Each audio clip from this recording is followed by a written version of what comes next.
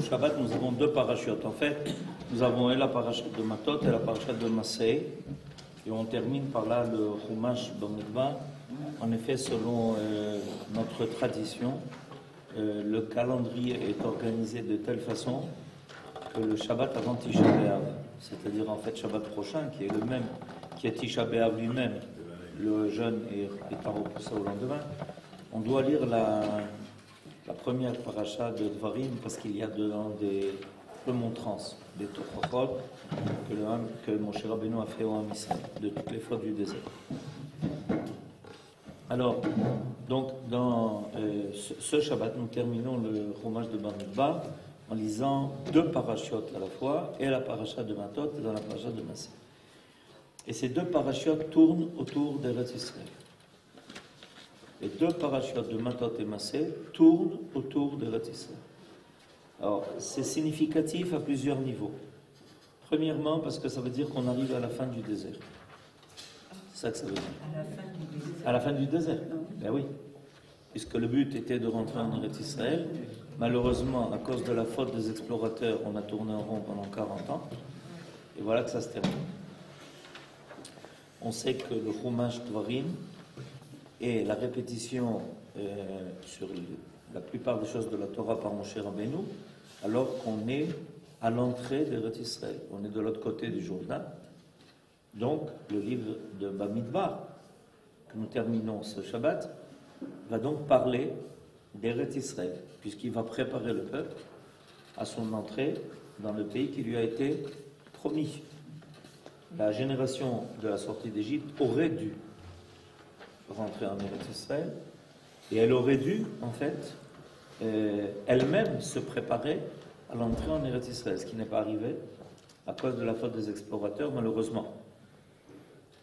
Donc il faut bien savoir que ce Shabbat, en fait, on est arrivé à la frontière est. On est à l'est, juste à l'entrée d'Eretz Israël. Et ces deux parachutes vont parler des frontières d'Eretz Israël, exact. Elles vont parler de l'histoire qu'il y avait avec les deux tribus de Gad et de Réhouven, qui pensaient rester de l'autre côté du Jourdain. Et on sait combien Moshe Rabbeinu leur a tenu rigueur de cela, en laissant supposer qu'elles n'étaient pas prêtes. Elles n'étaient pas prêtes à participer au combat et à conquérir Eretz Israël, ce qu'évidemment elles ont refuté tout de suite. Et on a l'histoire des filles de Tzlophrad qui revient et qui est très significative parce que les filles de Tzlophrad ont fait apparaître une dimension qui apparaît à propos d'un certain nombre de cas dans la Torah, où la Torah n'est pas seulement une chose qui nous est imposée, mais quelque chose qui est désiré. En effet, prenons l'exemple des filles de Tzlophrad. Qu'est-ce qu'elles font apparaître? Qu'on veut Eretz Israël, qu'on a envie d'Eretz Israël, qu'on désire Eretz Israël. Ce n'est pas simplement quelque chose qui nous a été imposé par le plan divin après la sortie d'Égypte. Voilà que les 5 filles de Tzlophrad, qui sont des tzadikot, elles réclament Eretz Israël. Alors que les explorateurs ont dénié Eretz Israël, les filles de Tzlophrad en sont le grand tikkun, puisque les filles de Tzlophrad, elles vont faire le contraire.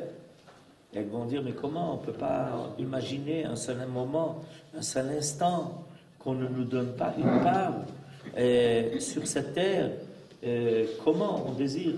Et ce n'est pas la première fois que ça arrive. On trouve à plusieurs occasions dans la Torah que les mitzvot sont des ordres divins, mais profondément, on va trouver l'expression chez certains qui vont traduire ça pour le peuple entier, qu'il y a une envie de mitzvot. Pesach Sheni. Et exactement, l'exemple le plus frappant est l'exemple de Pesach Sheni. Alors que la Torah, au départ, nous a donné, comme toutes les fêtes, qu'une fête, la fête de Pesach. On est censé amener le korban de Pesach. Voilà que tout d'un coup, il y a des gens qui viennent et qui trouvaient Moshe Rabbeinu en lui disant, oui, mais qu'est-ce qui va se passer avec nous? Nous qui sommes impurs, comment allons faire pour amener le Korban Pessah? Moshe Rabbeinu, bon, Pessah passera. Vous n'aurez pas amené de Korban Pessah parce que vous n'avez pas cette possibilité qui vous est offerte. C'est comme toutes les mitzvot. Quand on ne peut pas les accomplir à cause d'une histoire de force majeure, on est dispensé. Ce n'est pas la première fois que quelqu'un se trouve dans une situation où il ne peut pas. Quelqu'un est malade. Il est malade. Il peut pas accomplir les mitzvot qui s'imposent à lui à ce moment-là. Quelqu'un n'est pas présent quand il y a les 3 fêtes de pèlerinage. Il ne vient pas à Yerushalayim, il est en voyage. Qu'est-ce qu'il peut faire? C'est pareil. Alors, tout d'un coup, voilà que les délégués du peuple se présentent et disent à Moshe Rabbeinu, non, on veut quand même le Korban Pessah. Et de là est née l'idée de Pessah Sheni. C'est quelque chose d'intéressant. Quand on examine profondément la Torah, on découvre ici une idée très très profonde. C'est qu'au départ, et ça va expliquer beaucoup de choses, c'est qu'au départ, on a le sentiment que les mitzvot sont des choses qui sont imposées. Et même dans le cours de la vie de l'homme, c'est comme ça que commence. Quand on est jeune, on fait les mitzvot parce qu'on n'a pas le choix. C'est un ordre. Et à un moment donné, dans la vie, on finit quand même par grandir. On sort de son enfance, chacun a l'âge qu'il décide. Chez certains, ça se passe à un âge assez avancé. Et on dit, mais en réalité, les mitzvot, mais je le veux, je le désire. Je sens en moi cette volonté de respecter la volonté divine, pas parce que ça m'est imposé, mais parce que j'en ai envie. Alors on voit à plusieurs occasions ce phénomène apparaître dans la Torah. Et on peut le constater, et à chaque fois qu'on le constate, on est surpris. Parce que tout d'un coup, on voit des gens qui viennent et qui disent « Non mais on le veut, on n'est pas obligé, on le veut, on le désire. » Alors, un des exemples que l'on a, c'est Moshe Rabbeinu. Moshe Rabbeinu a entendu qu'il n'allait pas rentrer en Eretz Israël. Ok? En Eretz Israël, on a reçu comme mitzvah de fixer 6 villes de refuge. À quoi sont destinées les villes de refuge? Elles sont destinées à intégrer tous ceux qui auraient malheureusement tué par inadvertance. Ce qui arrive dans toute société, un accident de voiture par exemple. Ok? C'est très peinant et ça peut arriver dans d'autres cas où il y a des gens qui jouent avec une arme et qui tout d'un coup il y a une balle qui part et voilà, il fait des ravages. Alors ça peut arriver. Alors il y a quelque chose de prévu pour cela. La Torah est tellement s'occupe tellement du tikkun à Adam, de réparer l'homme, qu'elle lui propose une réparation même pour les fautes par inadvertance. Comme quelqu'un transgresse Shabbat par inadvertance, il faut qu'il amène un korban. Mais c'est dans son intérêt. C'est pour le libérer de l'impression néfaste, négative que la faute a fait sur lui. Quelqu'un a tué par inadvertance, que Dieu nous préserve. Il y a quelque chose de mal en lui qui s'est installé. Un Kohen, il ne peut plus faire Birkat Kohanim. Il y a un problème. Quand on tue, on a quelque chose qui s'est déréglé en nous.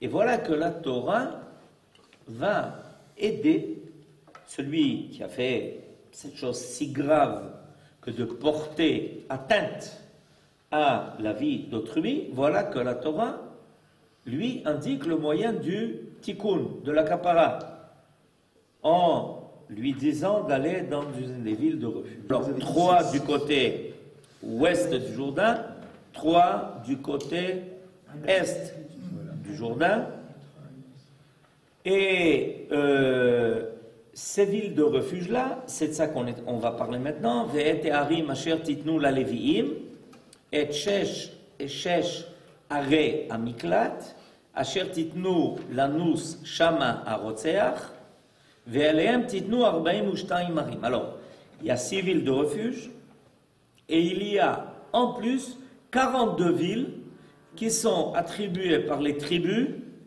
aux Lévi'im. Aux Lévi'im. Et en réalité, les villes qui sont attribuées aux Lévi'im servent aussi de villes de refuge. Toutes les villes attribuées aux Lévi'im, 42 en chiffres, parce que les Lévi'im, il fallait bien qu'ils vivent quelque part. Alors il y a une répartition qui s'est faite entre les différentes tribus, et les différentes tribus ont eu droit à donc autant de villes de refuge que de villes de Lévi'im qui leur ont été attribuées. C'est ce qui est marqué ici. Il y a marqué qu'il y a Shesh Are Miklat, et Alehem, en plus de cela, Titnu 42 Ir, vous rajouterez 42 villes aux Lévi'im.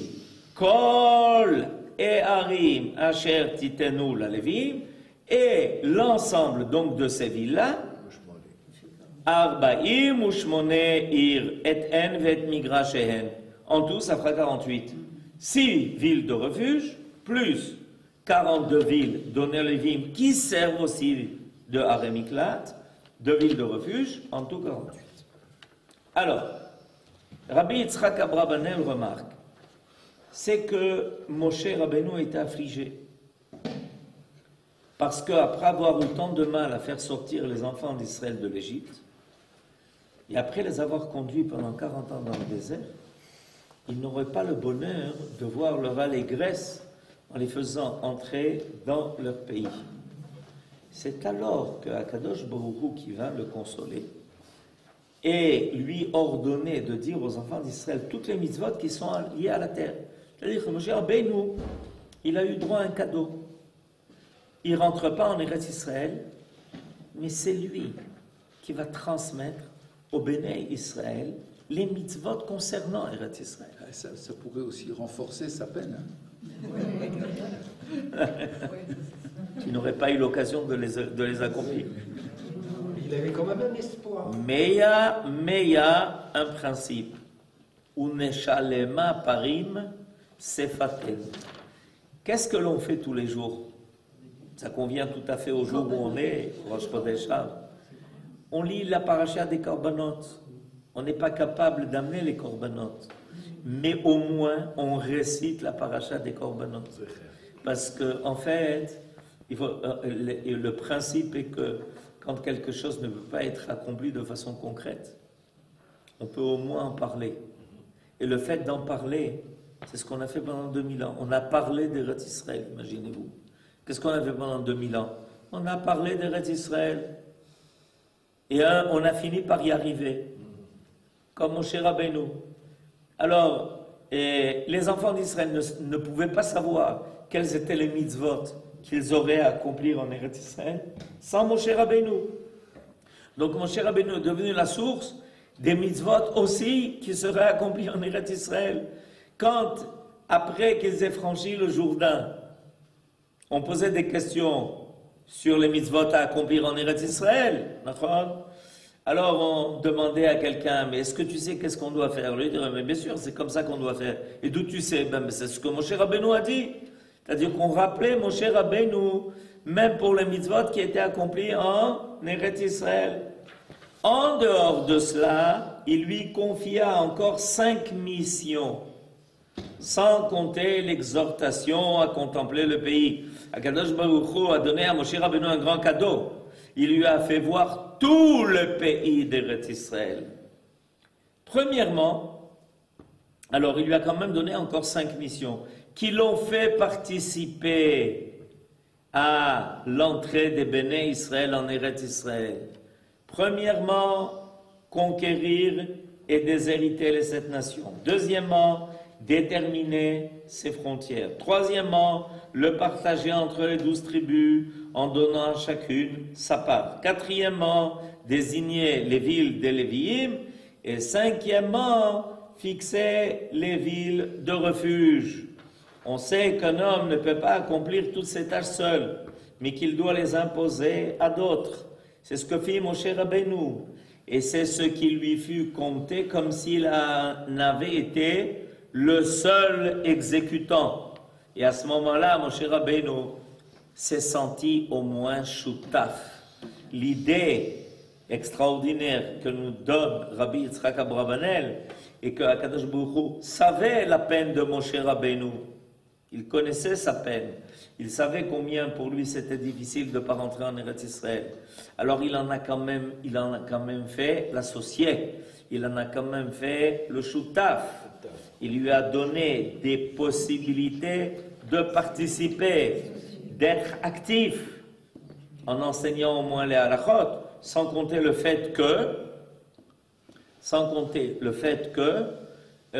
il s'est battu contre Sichon Melech HaEmori, Og Melech HaBashan, 4 ou 5 rois. Et donc il a entrepris grandement la conquête d'Eretz Israël qui commençait de l'autre côté du Jourdain. Sichon Melech HaEmori et Og Melech HaBashan, c'était ceux qui se trouvaient dans le nord du pays, face aujourd'hui à un endroit qui s'appelle la Syrie. Et Moshe Rabbeinu a mené là-bas les combats pour permettre au Béné Israël d'être tranquille de ces deux rois, qui étaient deux rois extrêmement puissants et cruels, et dont tout le monde avait peur et crainte.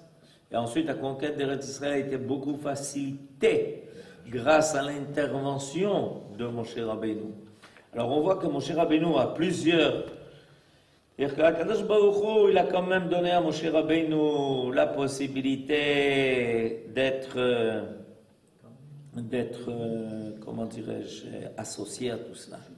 Il n'a pas voulu choutaf, il n'a pas voulu le défavoriser. Alors il a dit, sache qu'une chose, c'est que finalement, quand un jour toutes ces lois seront enseignées et qu'on parlera de toutes les démarches qui ont permis de conquérir Israël, alors toi tu seras rappelé comme étant celui qui a été associé à tout cela. Et comme on a dit tout à l'heure, donc à ces 6 villes de refuge, Moshe Rabbeinu devait rajouter 42 villes qui étaient répandues dans tout le pays et octroyées par les tribus aux Lévi'im, 42 en tout. En tout, les 6 villes de refuge représentent les 6 mitzvot ou commandements auxquels nous sommes constamment soumis et que nous ne devons pas oublier, ne serait-ce qu'un moment. Alors, c'est intéressant parce que nos sages ont catégorisé les mitzvot.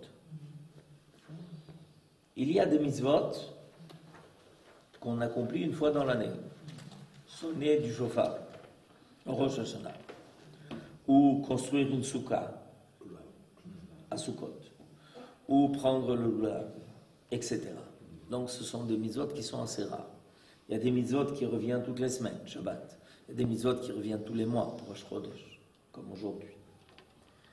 Et il y a des mitzvot qui s'appellent des mitzvot tmidiot. Tmidiot. Pourquoi ces mitzvot s'appellent des mitzvot tmidiot? Ça vient du mot tamid. Comme le korban à tamid.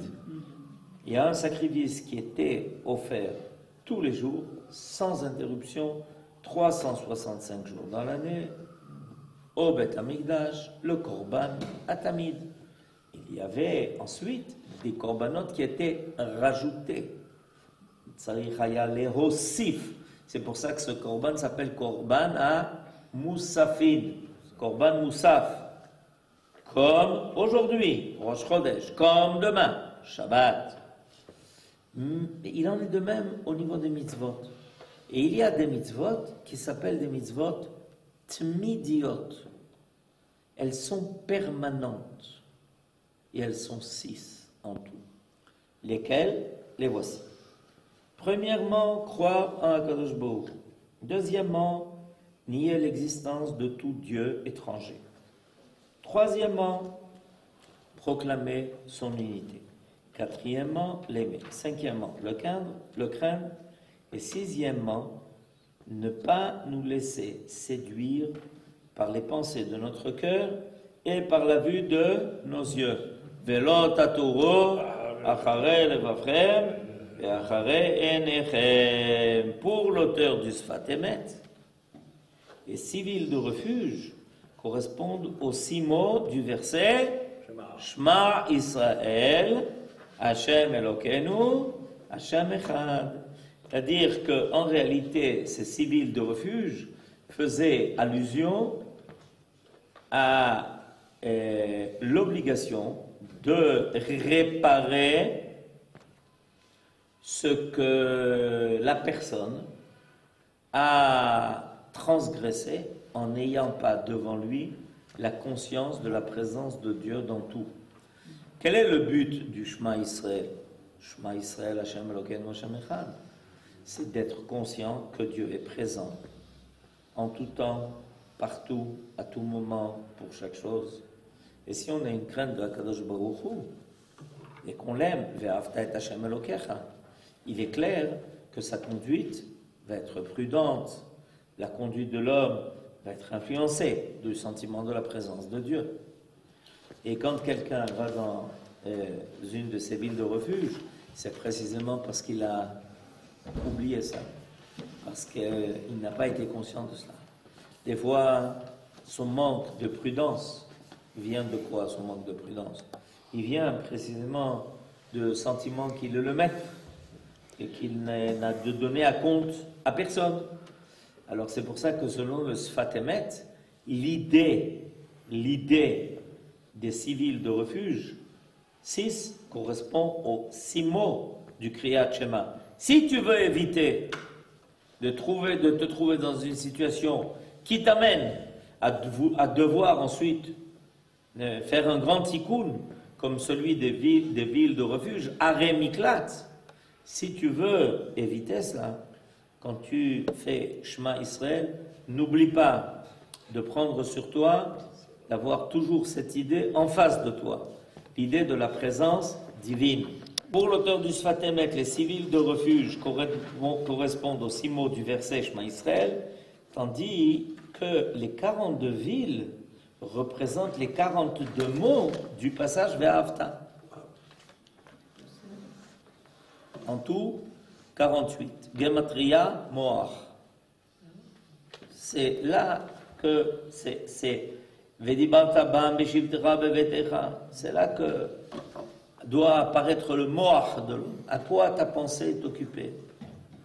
Est-ce que tu nourris ta pensée de choses qui sont suffisamment fortes, importantes et positives pour que finalement tu sois aussi protégé? Parce qu'il est clair que l'homme ne peut pas, il contrôle pas tout. Alors, l'homme ne contrôle pas tout. On est conscient de ça. On nous l'a expliqué aussi d'ailleurs, que l'homme ne contrôle pas tout. Alors comment l'homme est protégé de ce qu'il ne contrôle pas? En faisant et en étant responsable de tout ce qu'il peut contrôler. À partir du moment où l'homme arrive à développer sa responsabilité sur tout ce qui est contrôlable, alors évidemment, Akadosh Baruch Hu est là pour l'accompagner. Et c'est pour ça qu'il lui dit, par exemple, de mettre des mezuzot, en lui disant, écoute, fais tout ce que tu as à faire. Les mezuzot viennent à la fin de ce chapitre-là. Les mezuzot, c'est une mitzvah qui vient à la fin de tout cela. Donc à la fin de ces 42 mots, qui correspondent aux 42 villes. C'est-à-dire que finalement, Kadosh Baruch Hu nous dit, voilà, si tu as fait tout ce que tu dois faire, ודיברת בם, ושיננתם לבניך, וקשרתם לאות על ידיך, והיו לטרפות בעיניך, וכתבתם על מזוזות ביתך. Tu as fait tout ça? Alors moi je viens et je protège. Ce qu'on sent toujours comme étant ce que l'on gagne par l'intermédiaire de la mezouza. C'est-à-dire que Akadosh Baruch Hu vient, une fois qu'on a fait tout ce qu'on était redevable de faire, Akadosh Baruch Hu vient et il va compléter en nous protégeant de choses dont on n'est pas conscient. Ni même en tant qu'individu, ni même en tant que collectivité. Et comme on l'a dit aussi dans la Hallel aujourd'hui, Az Yomro Bagoïm, c'est-à-dire que, en réalité, chacun de nous individuellement et le peuple d'Israël tout entier est protégé de tas de choses dont il n'est même pas conscient. C'est quand plus on a développé notre part de responsabilité, plus on a développé notre prise en charge de tout ce qui peut être contrôlé, plus Akadosh Baruch Hu, à ce moment-là, vient compléter. Il vient compléter tout ce que nous n'avons pas été en mesure de faire, capable de faire. Pourquoi? Parce que, évidemment, l'homme ne peut pas tout contrôler, il ne domine pas le monde entier. Il y a des tas de choses qui se passent sans qu'il soit même conscient de cela. Et cela, c'est ce que l'on gagne dans cette affaire. Alors c'est beau, parce qu'on vient d'entendre Shema Yisrael Hashem Elokeinu Hashem Echad. Si on complète ça par tous les mots de la première paracha du Shema Yisrael, qui sont Kabbalat Ol Malchut Shamayim Ve'Ol Mitzvot, à la fin, Akadosh Baruch Hu dit, t'inquiète pas, Shaddai, à l'entrée de ta maison, Shomer Daltot Israël. C'est lui qui protège. Si tu as fait tout ce que tu as à faire, t'inquiète pas. La récitation de ce passage est un bon moyen pour retenir un meurtrier involontaire. Par ailleurs, les 42 villes sont en corrélation avec les 42 stations et départs pendant le trajet du désert et marquent ainsi la signature divine à la fin du livre de Bamidbar. Alors, ce mot de 42, il fait allusion évidemment à les 42 étapes qu'on a franchies dans le désert. Ces 42 étapes qu'on a franchies dans le désert, elles avaient un but. Elles avaient un but. Elles nous faisaient passer à chaque fois de niveau. Ce n'était pas simplement des stations d'ordre géographique. Le Ham Israël arrivait, grâce à ça, à acquérir la maturité d'entrer en Eretz Israël. On passe des étapes petit à petit. Et ça, à nouveau, on reprend le même chiffre. C'est le travail des Lévim de Lévim et des Kohanim, dans le cadre du temps, du peuple, qui œuvrait dans le temple et ensuite revenait dans ces villes-là pour amener au peuple tout entier ce souffle de la présence divine sur terre. Et c'est aussi les 42 lettres du nom de Akadosh Baruch Hu, qui s'appelle Shem Hashem Mefourash. Du commencement de la Torah jusqu'à sa fin, tout est compris sous la signature des 40 lettres du nom de Dieu. D'accord. Même bête, c'est 42, c'est les initiales de Maaseh Bereshit. Ça veut dire que, en réalité, on est accompagné. Et dans le cadre de la nature et dans le cadre de l'histoire, c'est la sortie des enfants d'Israël d'Égypte et leurs 42 étapes dans le désert. C'est l'histoire d'Israël en résumé pour tous les temps à venir.